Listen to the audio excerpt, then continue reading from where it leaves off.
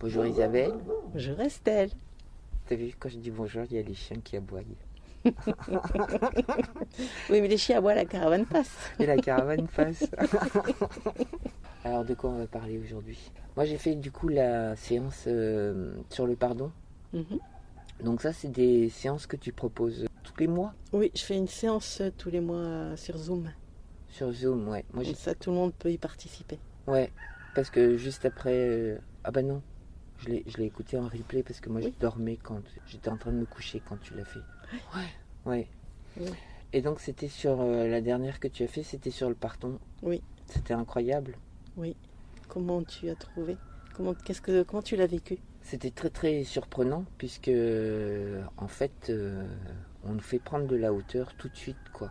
Alors que ça me paraît être une étape importante dans nos processus de guérison. Et c'est pas, je pense pas que ça nous dit pas ça, hein, mais qu'en fait il faut quand même tout de suite prendre de la hauteur là-dessus parce qu'en fait dans ce besoin que j'avais de traverser le pardon, il y a encore mon humanité fragile et blessée qui parle quoi. J'ai bien aimé du coup cette prise de hauteur qui a été proposée avec des Elohim. Oui, les Elohim, c'est assez récent, mon contact avec eux. C'est les bâtisseurs. C'est la première forme de vie après la source, la création, le néant, la lumière. Et évidemment, ils viennent nous parler avec plein d'amour et plein de suggestions. Et leur intervention, notamment par rapport au pardon, moi je l'ai trouvée très intéressante parce que, comme tu dis, ils nous font prendre de la hauteur. Ils viennent nous extraire de cette condition humaine qui nous fait souffrir en fait.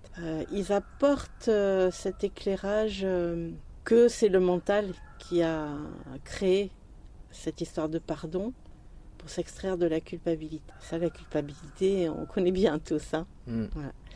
Et cette culpabilité, elle nous ronge, elle nous empêche d'être nous, elle nous empêche d'avancer. Ils interviennent aujourd'hui, en tout cas à travers moi. Mon rôle aujourd'hui, c'est peut-être mon intention profonde dans mon évolution, dans ce que je ressens et dans ce que j'ai envie de partager maintenant. C'est que nous sommes cette énergie que nous prions, à qui nous demandons de l'aide, nous pauvres humains dans notre condition humaine.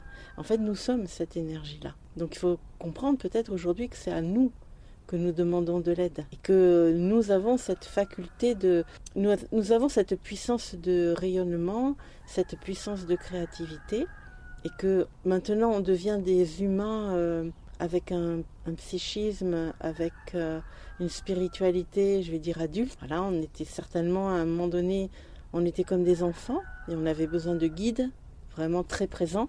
On avait besoin de les prier, on avait besoin de leur demander de l'aide parce qu'on était perdus. Et puis, je ne sais pas à partir de quel moment, mais en tout cas, beaucoup d'entre nous sommes entrés dans l'étape de l'adolescence. Donc l'adolescence spirituelle, l'adolescence de l'esprit incarné. Quand on est adolescent, on teste des choses, on fait des bêtises.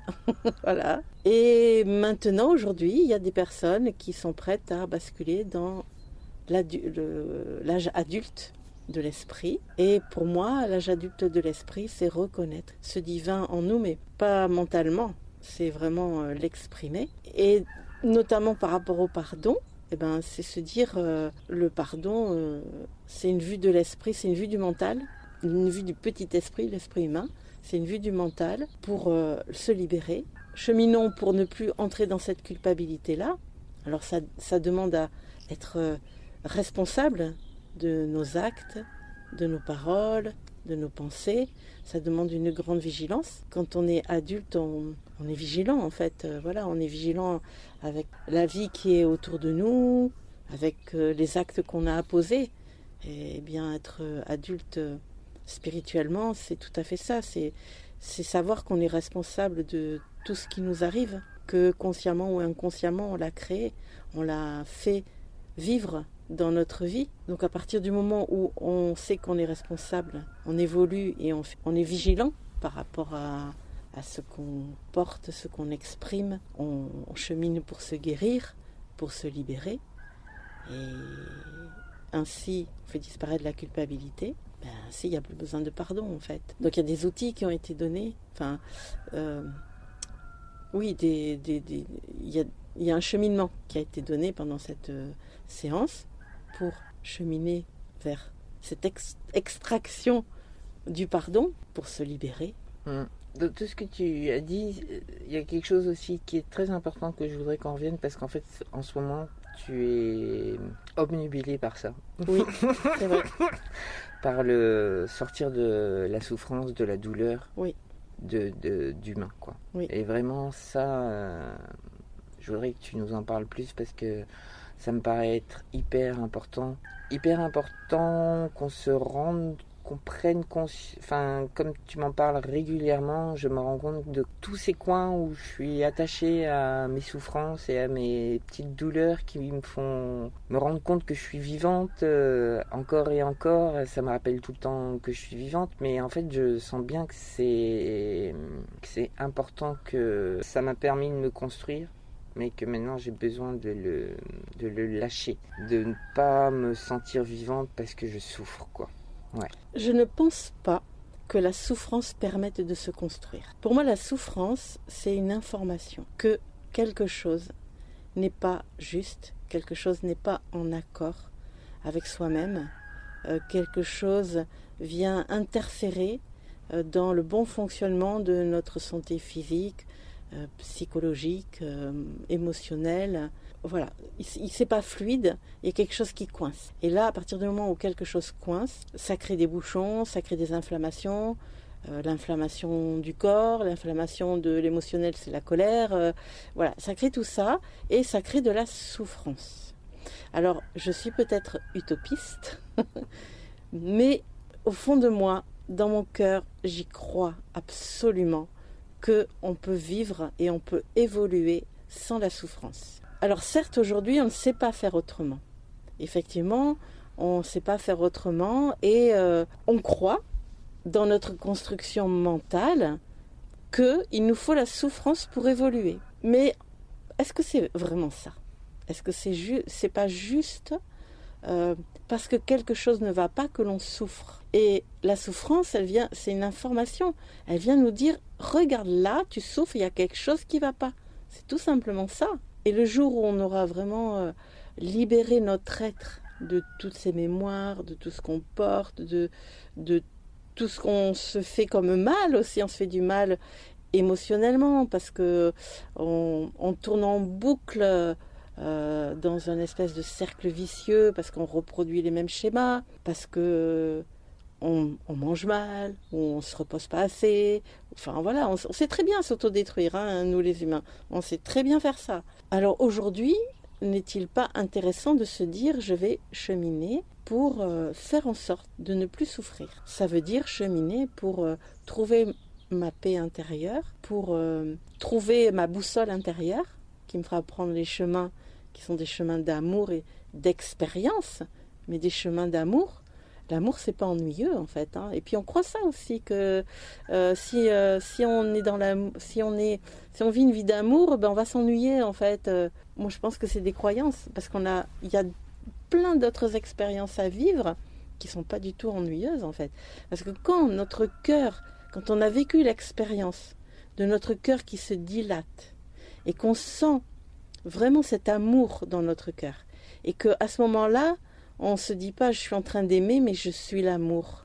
Et ben, quand on a goûté à ça, et ben on ne peut plus voir la vie de la même manière en fait. Et je souhaite à tout le monde de vivre des instants comme ça. Je pense que les êtres qui sont très éveillés, ils le vivent en permanence, même si ce sont des êtres humains, ils ont quand même des émotions qui les traversent. Mais voilà, ils arrivent à maintenir cette ouverture d'amour infini.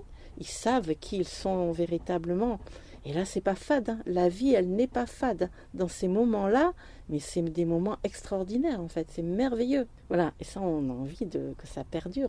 Bon, on sait que la vie, il y a des hauts, il y a des bas, qu'il y a des remous, mais je pense qu'être dans cet état d'amour, ça permet justement de pouvoir vivre ces mouvements de la vie en se disant ok, maintenant c'est comme ça, maintenant c'est autrement. Les bouddhistes ils le disent, hein, la vie c'est l'impermanence, tout change tout le temps. Donc c'est vrai que c'est un peu mon cheval de bataille du moment, la souffrance. Bon, poussée par ma boussole intérieure, poussée par les êtres qui m'accompagnent.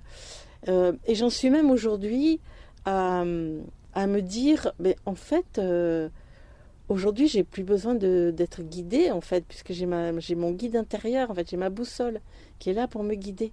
J'ai plus besoin de ces guides vraiment à côté de moi. Il y a eu des moments dans ma vie où je les ai vraiment sentis, ils m'ont pris la main, parce que c'était des moments très éprouvants, voilà, émotionnellement particulièrement, physiquement aussi. Bon, j'en ai déjà parlé. Voilà, ils me tenaient la main. Et quand ils ont senti que j'étais OK, que je pouvais me débrouiller un peu plus toute seule, ils m'ont lâché les mains, mais je l'ai vraiment senti. Et après, ils restent là, ils restent à côté de nous, comme le parent qui suit son enfant, qui fait ses premiers pas au cas où il tombe, en fait. Voilà, ils se comportent comme ça. Mais je pense que tous ces guides-là, ils attendent que ça, qu'on devienne notre propre guide, qu'on devienne autonome. Et c'est ça, être adulte. On n'a plus besoin de nos parents qui nous tiennent la main ou qui sont là à veiller sur nous. Voilà, je pense qu'on chemine vers ça. Ça me dilate le cœur quand tu me parles de tout ça. Parce que je travaille beaucoup avec les vaches. Et en fait, je trouve ça super, super de voir comment les animaux réagissent à la douleur, comment ils ne vont pas l'attiser, comment elle est là, mais qu'ils continuent de marcher leur chemin et de faire... Et ça avec les chevaux, avec les chiens, avec les chats, un chat. Alors que nous, on met la main dans le feu, on se brûle et on continue de... On recommence.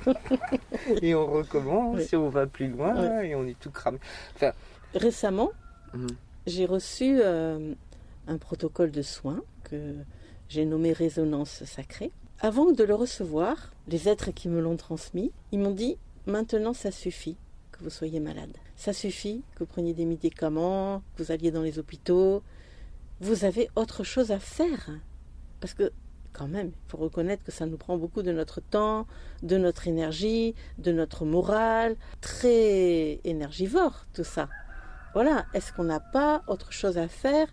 Par exemple, profiter de la vie. Par exemple, cheminer, marcher sur cette belle planète qui nous est offerte, mais puisqu'on est aussi le divin, on l'a co-créée aussi, cette planète.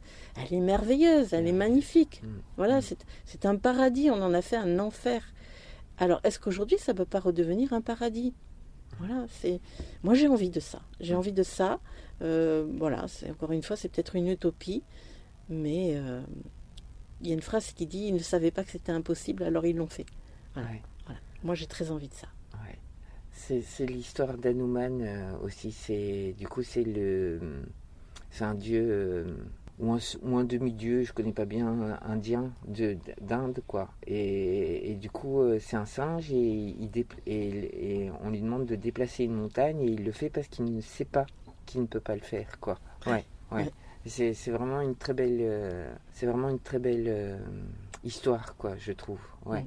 Et je me souviens que quand je faisais du yoga, il y avait une position de ce singe-là, et les enfants, ils kiffent cette position, quoi. Vraiment, c'est une position qu'ils kiffent, parce qu'en fait, ils sont comme ça, quoi. Et elle est comment cette position? Je me souviens, c'est allongé, c'est avec une torsion, je sais... Je me souviens plus là. On fera des recherches. Ouais, il faudra que je la retrouve. C'était une autre vie encore. Parce que c'est vrai qu'on a encore tendance à se définir avec là où ça ne va pas quoi. Oui. On se définit dans nos espaces qui disent non finalement.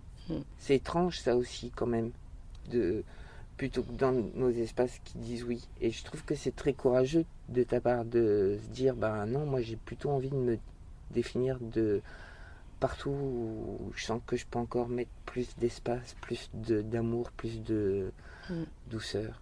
Oui, tout à fait. Ouais. On est encore enfermé dans ce triangle, bourreau, sauveur, victime. J'ai remarqué que c'est quand même dur de s'extraire de cette position de victime. Parce que c'est toujours un appel à l'amour. C'est un besoin d'être reconnu par l'autre, d'attirer l'attention à l'autre, d'être aimé par l'autre. Et puis c'est quelque chose qu'on connaît tellement bien que sortir de cette zone de confort qui est au final quand même très inconfortable, parce qu'on ne sait pas comment faire en fait. On ne sait pas comment faire. On ne sait pas comment s'y prendre. Alors il y a quand même beaucoup d'outils aujourd'hui qui sont donnés pour justement sortir de ça. Mais je pense que c'est important aussi d'éveiller son esprit à une autre réalité, à se dire que c'est possible de ne plus souffrir. Zut, quoi. Voilà, moi j'ai envie de dire zut pour être poli. Zut, flûte. Oui, tu as bien raison. Non mais, alors, ouais.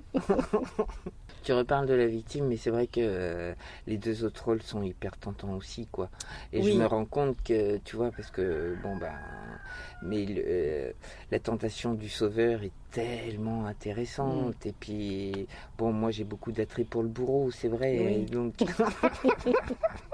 Mais on est les trois, mais la position, peut-être on est le plus en souffrance, c'est celle de la victime. Voilà, oui. c'est ça, en fait. Et c'est parce qu'on souffre d'être une victime qu'on a envie de sauver les autres, parce qu'on pense que c'est à cause des autres qu'on est la victime. Voilà. Et quand on sort de l'état de victime, eh ben, on devient un bourreau. Donc on n'a pas trop envie de devenir un bourreau aussi. À part moi. Parce qu'on, voilà, à part toi, parce qu'on préfère être sauveur que bourreau. C'est vrai que j'aime bien être sauveur aussi. Voilà.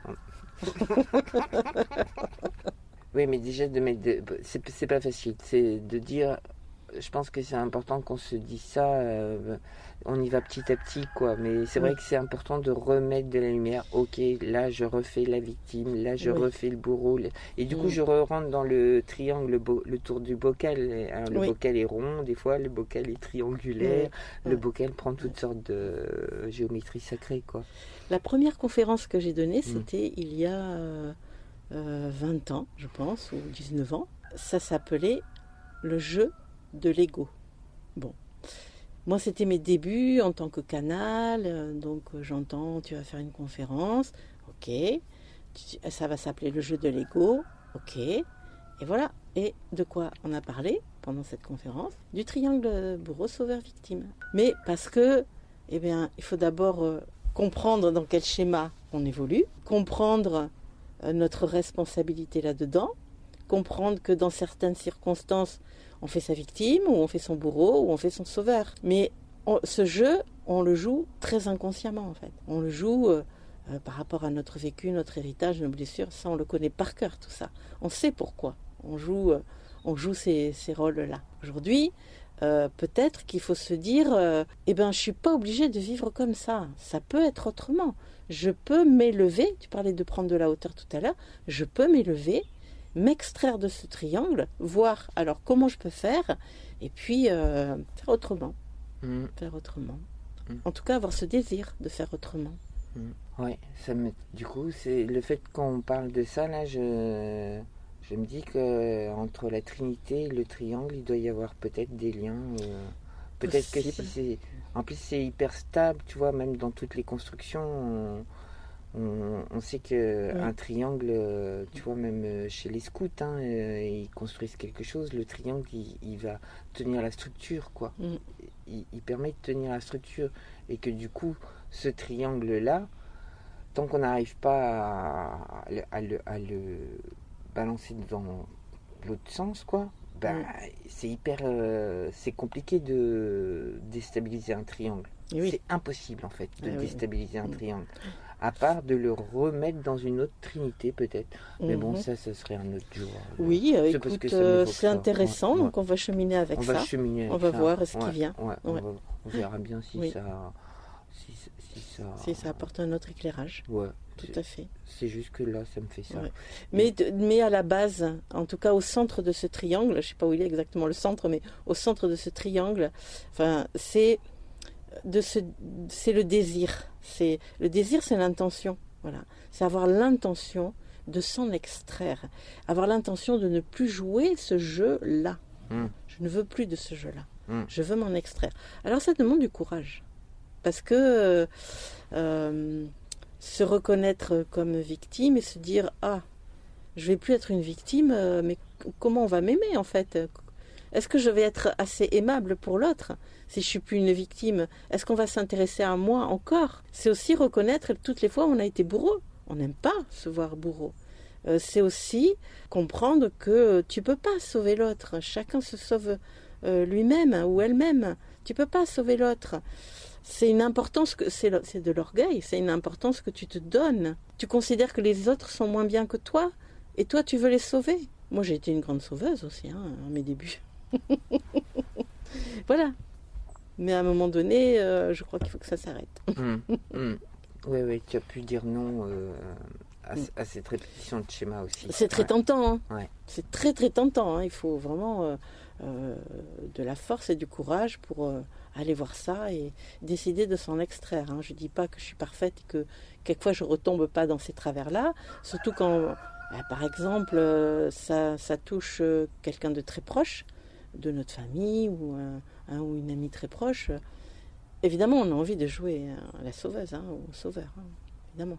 Et c'est là que ça demande vraiment l'énergie du cœur pour accepter que l'autre tombe. S'il ne t'a pas demandé de le retenir, tu dois le laisser tomber, en fait. Parce que cette personne-là, elle a ses guides aussi. Voilà, ça aussi, faire confiance aux guides de chacun.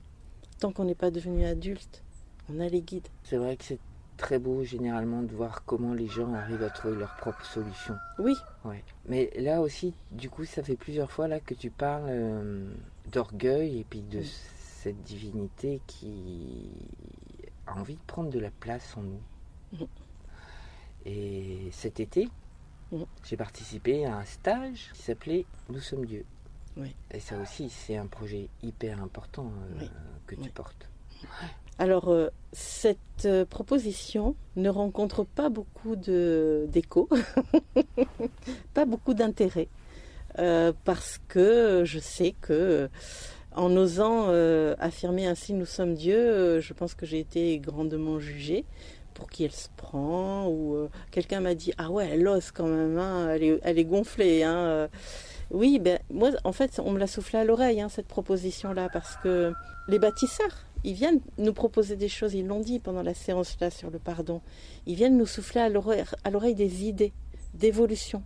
Donc je pense que c'est eux qui m'ont soufflé cette idée. Tu vas faire un atelier sur le thème nous sommes Dieu, et tu vas aider les personnes à voir leur orgueil et à traverser l'orgueil et à se libérer de l'orgueil. Alors bien sûr, moi j'ai cheminé avant de le proposer. J'ai été le voir et j'ai constaté que effectivement il entre en jeu dans beaucoup de nos situations de vie. Vraiment, il est très très présent, l'orgueil, et quelquefois très subtilement, mais il est très très présent. Et récemment, une personne m'a téléphoné en me disant, moi je suis ok, parce que je parle aussi d'unité dans la présentation de cet atelier, retrouver l'unité. Elle me dit, moi l'unité ça me parle énormément, mais je comprends pas l'orgueil, je comprends pas qu'est-ce que ça vient faire là. Alors il faut comprendre que l'orgueil c'est un mécanisme d'autodéfense de notre mental pour nous protéger. Par exemple, une personne qui a été dévalorisée toute son enfance, soit elle va s'effondrer, elle fera jamais rien de sa vie, soit elle va développer une énergie qui va venir ou la protéger. Et cette énergie, ça va être de l'orgueil qui va dire, de toute façon, moi je vaux la peine, je suis plus fort que les autres. Enfin, voilà, il y a tout un tas de constructions comme ça. Et en fait, l'orgueil, il nous protège et il vient nous empêcher de prendre des nouveaux chemins. Comme c'est une construction du mental, et que le mental, avec sa faculté d'analyse, il est là pour nous protéger, et l'orgueil, il fait partie du mental. Voilà. J'ai compris qu'on chemine tous vers cet état d'unité, cette conscience du « nous sommes Dieu ». Parce que pour moi, Dieu, c'est l'amour. Donc, nous sommes l'amour.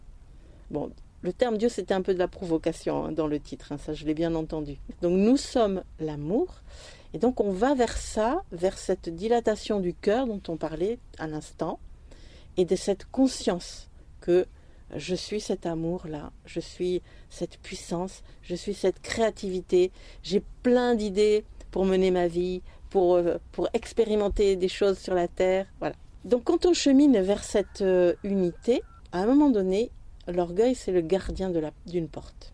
Il vient garder la porte parce qu'il est associé à notre instinct de survie. Je parlais tout à l'heure de la personne qui a été dévalorisée. Pour pouvoir continuer à vivre, elle développe cet orgueil-là, voilà, qui la préserve de son envie de quitter la terre parce que je suis un moins que rien et je vais quitter la terre parce que je vaux rien. À quoi ça sert de vivre? Donc l'orgueil, il fait partie de notre instinct de survie. Donc quand on arrive à cette porte vers l'unité, notre instinct de survie, il nous dit « Hop, mais attends, tu es un être humain en fait. Si tu passes cette porte, tu ne seras plus un être humain. » Mais ça, c'est ce qu'il croit en fait. Il met un gardien qui s'appelle l'orgueil. Et on peut passer cette porte, mais si on la passe avec l'orgueil, on prend un chemin. Aujourd'hui, on parle d'ego spirituel. On prend le chemin de l'ego qui va se gonfler et l'ego, il va se prendre pour Dieu.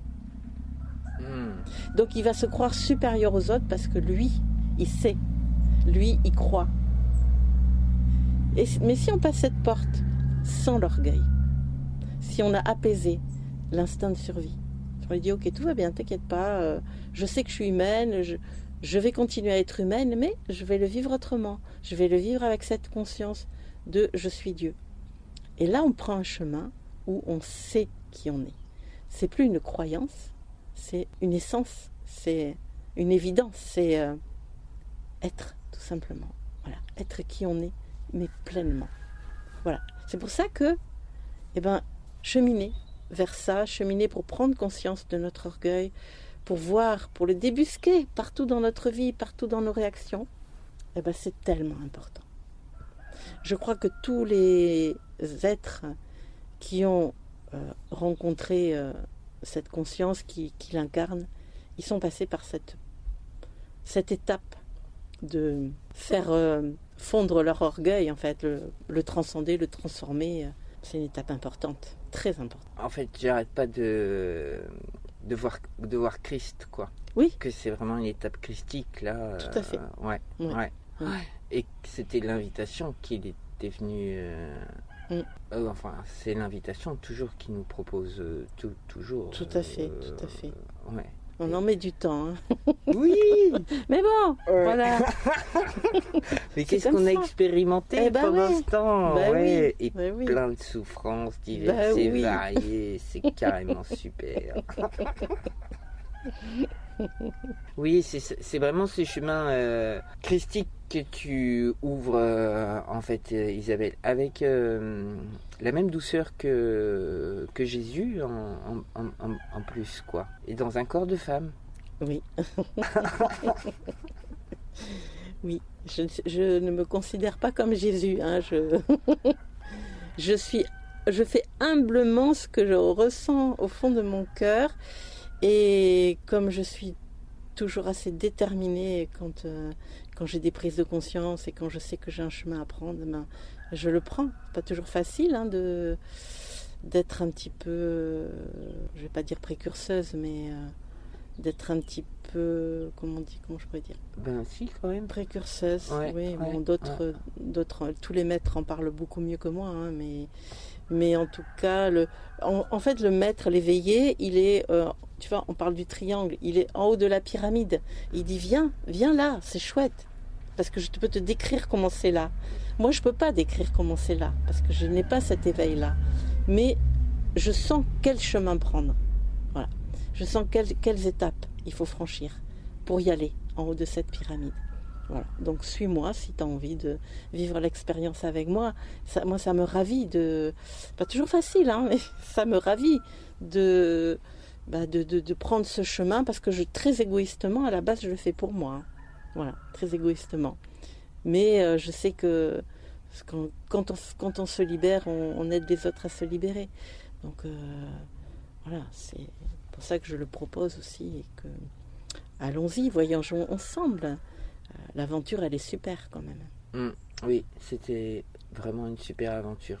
Et qui continue, en fait. Le truc, c'est que c'est vraiment... c'est de prendre le temps de sentir que les choses bougent à l'intérieur et de voir où c'est que ça recoince encore. Parce qu'en fait, dans ce stage-là, ça a été absolument incroyable. Et tous ceux qui étaient présents, on a vécu vraiment quelque chose de... Oui. De magnifique, quoi, vraiment, de libérateur. Et je sens d'ailleurs que tous les autres participants, c'est pareil, on est parti avec quelque chose de... Et du coup, je suis sûr que eux aussi, ils sont en train de vivre derrière des prises Tout à de fait. conscience Mm. pour aller encore plus loin dans notre créativité. Mm. Avoir, Oui, ouais, d'ailleurs, c'était intéressant parce que les réactions de chacun, je me souviens d'une personne, parce qu'on a quand même abordé l'histoire de la culpabilité, parce que ça fait partie du truc, de l'orgueil aussi. Tout ça, c'est imbriqué. Et elle disait non, moi je me sens coupable de rien. Et puis à un moment donné, dans les 3 jours, paf, on a mis le doigt. En tout cas, elle l'a mis toute seule, le doigt, mais nous, on l'a vu parfaitement. Elle a mis le doigt sur sa culpabilité. Ah ben tu vois, tu avais de la culpabilité. Eh ben oui. Et je me souviens d'une autre personne qui disait, bon, moi je viens parce que j'aime bien ce que tu fais, comment tu le fais, mais bon, ça va, je pense que l'orgueil, je l'ai bien travaillé. Eh ben non, en fait. En fait, ah ouais, je croyais que j'avais pas d'orgueil, mais en fait, j'ai rencontré des espaces en moi où il y avait de l'orgueil. Voilà. mm, Ouais. mm, C'est un beau chemin, hein, c'est beau de le vivre ensemble. mm. Mm. Ouais, ouais, parce ça décuple l'énergie, quoi, Oui, pour le basculement. c'est Et ça. puis on se sent, en plus tu es là pour nous voir basculer Mm. sans qu'on se pète la gueule. Oui, oui, oui. Parce que basculer sans un truc qui... Comment ça s'appelle? Tu sais, les matelas, les petits matelas, là, pour pas que... Pas qu'on se fasse mal. Oui, voilà, comme Oui. dans les gymnastiques, tout... Voilà, c'est ça, il y a le... Tu es là, tu sais, celui Qui a la main, c'est le parent qui Ouais, est là voilà. pour au cas où on tombe. Au C'est cas où ça. mais Bah qui oui, te oui. laisse marcher, mais Oui. hop, Oui. si, tiens, je suis là. Ouais, ouais, ouais. Et donc, il y aura d'autres stages comme ça. Peut-être Alors, nous sommes l'amour. Peut-être nous sommes Ah, ben l'amour. peut-être. Je ne sais pas où Ouais. on va après ça, mais en tout cas, oui, j'en propose un au mois de décembre. Et là, bon, je lui donne une autre formule. Bon, cet été, c'était 3 jours consécutifs. Là, ça va être sur 3 mois. Voilà. Parce qu'il faut s'adapter à la vie, à chachacun. Voilà. Oui, puis laisser maturer. Ouais, c'est bien de laisser maturer, oui. Ouais, parce que Oui. là, c'est vrai qu'on Tout à fait. t'avait que des stagiaires exceptionnels pour Oui, vivre ça formidable. sur 3 jours. Ouais, vraiment. Mais j'invite chacun à aller à cheminer par rapport à l'orgueil, hein, de oser aller se regarder, vraiment à la loupe, au microscope. Voilà, au microscope. Mm. Et comment faire? Déjà l'intention. Mm. L'intention d'aller le débusquer. Après, il est vrai que pour pouvoir transcender, il faut quand même déjà avoir de l'amour pour soi. Voilà. Il faut déjà avoir cheminé, parce qu'on comprend bien que cette porte-là, où on transcende l'orgueil, c'est quand même une porte qui est déjà bien en hauteur. Si on reprend l'image de la pyramide, elle est déjà bien en hauteur quand même, cette porte. Hein. Donc il faut déjà pouvoir y arriver. Ça veut dire. Avoir cheminé. Ouais, ça veut dire avoir cheminé quand même déjà. Mais il n'empêche que déjà, on pose des regards selon notre état de conscience du moment. Donc il n'empêche qu'on peut déjà, même si on a encore des blessures, même si on a encore des choses à libérer, on peut déjà quand même aller voir son orgueil. Hein. On verra ce qu'on peut voir sur le moment. Et puis on reprendra cette introspection un petit peu plus tard, quand on aura cheminé encore. Oui. Il faut voir même un tout petit oui, quoi. Oui, c'est ça. Même un tout petit oui. Oui, J'ai l'impression. Oui. Ouais. Que si on ne fait que avoir besoin d'un médicament, bon ben là, ça, si on pense que il faut si on pense encore que c'est quelqu'un d'autre qui va changer ça, peut-être que du coup là, on n'est pas encore prêt pour le stage, quoi. Oui, tout à fait. C'est juste ça, Oui, quoi. oui. Et comme on a parlé de ça, il y a autre chose que je voulais te parler aujourd'hui. Parce que il n'y a pas longtemps, tu m'as dit que t'es pas doué pour, mais vraiment, voire carrément nul, pour expliquer, pour communiquer sur la façon dont tu travailles et dont tu soignes, quoi. Tu m'as dit ça. Ouais. C'est vrai. Tu ne sais pas faire des punchlines. Je suis pas douée. Tu ne Mais sais je pas suis faire douée des pour tellement d'autres punchlines. choses. Et ça, vraiment, c'est trop nul. On aimerait toujours être meilleur que ce que l'on est. Donc j'aimerais effectivement être meilleure dans le fait de parler de ce que je fais, comment je le fais. J'aimerais savoir dire des belles choses, des belles phrases avec des jolis mots. Ben c'est pas moi. Bon, ça fait partie aussi du chemin de s'accepter tel que l'on est, être soi, hein, voilà. C'est s'aimer avec nos forces et nos faiblesses. Bon, mais c'est peut-être justement pour ça que c'est moi qui le fais comme je le fais, mais parce que ça peut pas être autrement à travers moi en fait. C'est aussi cette douceur dont tu parles. Quelquefois, on a besoin de plus de fermeté, d'être secoué un petit peu. Bon, je suis un peu secouée quand même quelquefois. Mais bon, je suis comme je suis. Ouais. Alors, moi j'ai envie de dire quelque chose par rapport à ça, parce que depuis que je te connais, je vois ta médecine, elle est vibratoire, quoi. Elle est vibratoire et du coup j'essaye moi aussi quand je te présente de mettre des mots là-dessus, quoi. Mais en fait, ces vibrations là que tu as et qui fait que ça ouvre des espaces en toi et du coup avec les gens avec tes patients, mais aussi avec ton cercle amical, ça se diffuse, quoi. Tu vois? Comment avec nos mots, on peut parler de ces vibrations, de ce travail de vibration que tu as?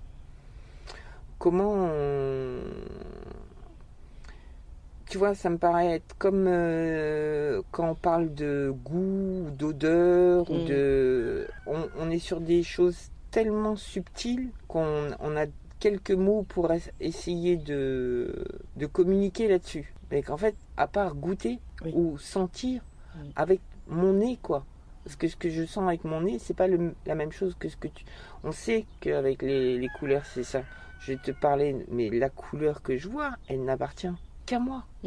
Et je vais pouvoir un peu te la communiquer, mais c'est la mienne, quoi.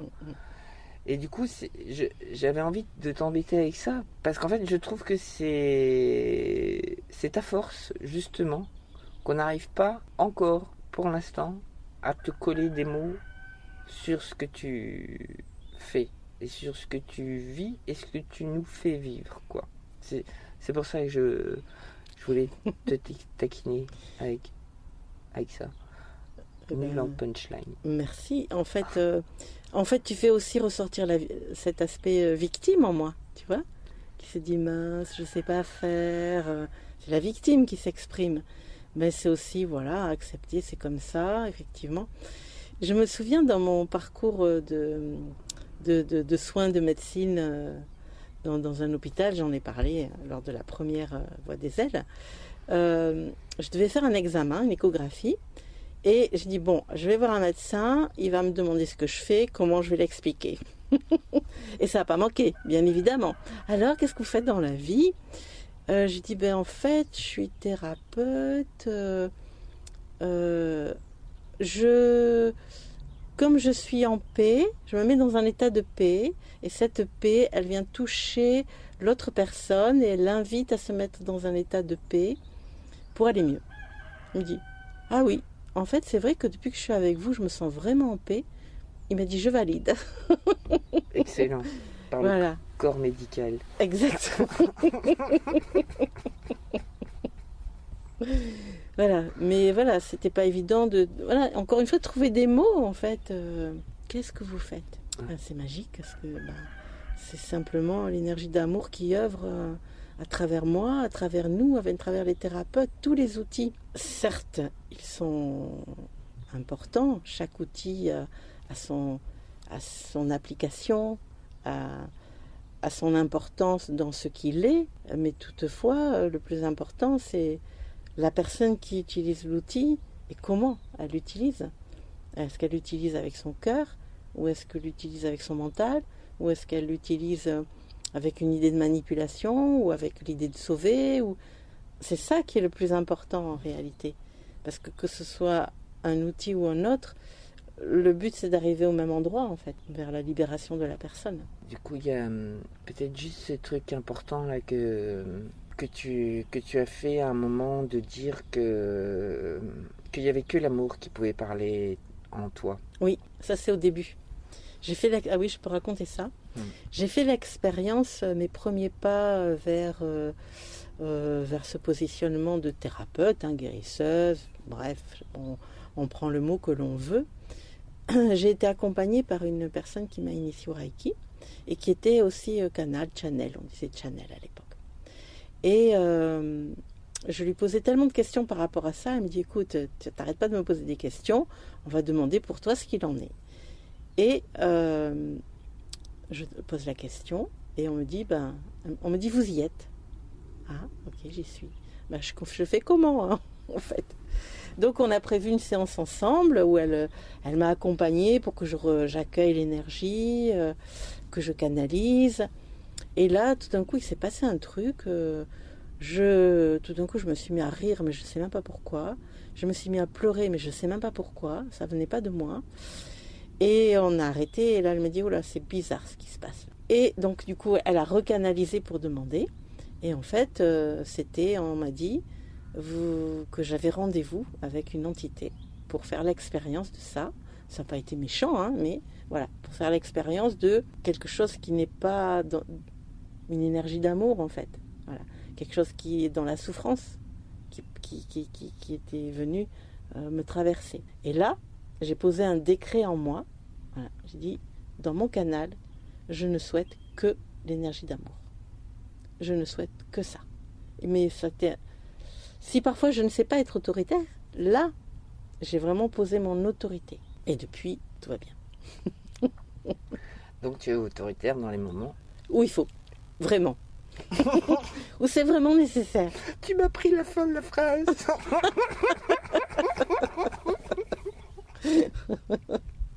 Eh bien écoute, pour aujourd'hui ça va être fini, Isabelle. Oui. Parce qu'on a déjà évoqué pas mal de choses sympas. Oui, tout à fait. Mais on se revoit très très bientôt. Oui, avec plaisir.